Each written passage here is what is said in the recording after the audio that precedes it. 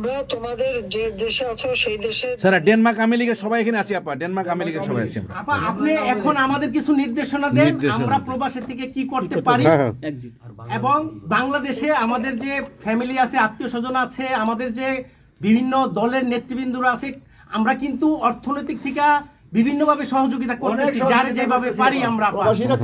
বাকিটা আপা আপনি নির্দেশনা দেন, আপনার নির্দেশনা মতো আমরা কাজ করবো বাংলাদেশে এবং প্রবাসে। তোমাদের যেটা করতে হবে একটা হচ্ছে তোমরা যে দেশে আছো সেই দেশের আইন কানুন মেনে ইউতে ইউরোপিয়ান ইউনিয়নে যেখানে তোমার ওখানকার পার্লামেন্টে যেখানে আছো সব জায়গায় এই জনমতটা তৈরি করতে হবে। সন্ত্রাসের রাষ্ট্রে পরিণত করছে বা মানুষ খুন করছে, আজকে খুন করছে। আজকে তুমি জানো আমাদের মোহাম্মদ হোসেন মায়ের বাড়িতে আগুন, এইগুলি সে করে বেড়াচ্ছে এবং সমস্ত এই ইচ্ছা মতো। কাজে তোমরা এই বিষয়গুলি তোলো, আর আত্মীয় স্বজন বন্ধু বান্ধব পরিচিত যারা আছে খুবই কষ্ট আছে তাদেরকে সাহায্য করো।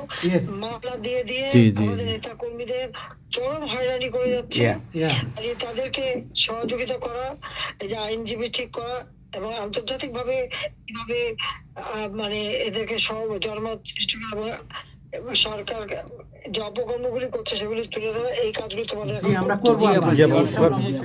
আপা একটা জিনিস একটু সন্দেহ লাগতেছে আপা, তাদের সাথে তোমরা থাকবা, কাজ করবা, আর দেশের ভিতরেও মানুষকে যে এই সরকারকে না তাড়ালে দেশের মানুষের মুক্তি দেয়, যে এরা জঙ্গিদের সাথে হাত মিলিয়ে এই ইউনূস যাকে সবচেয়ে বেশি সুবিধা আমি দিচ্ছি, গ্রামীণ ব্যাংকে 400 কোটি টাকা আমি দিয়েছিলাম যখন 96 সালে সরকারে ছিলাম, ব্যাংকটা বসে যাচ্ছিল। আমাদের অপরাধটা কি ছিল?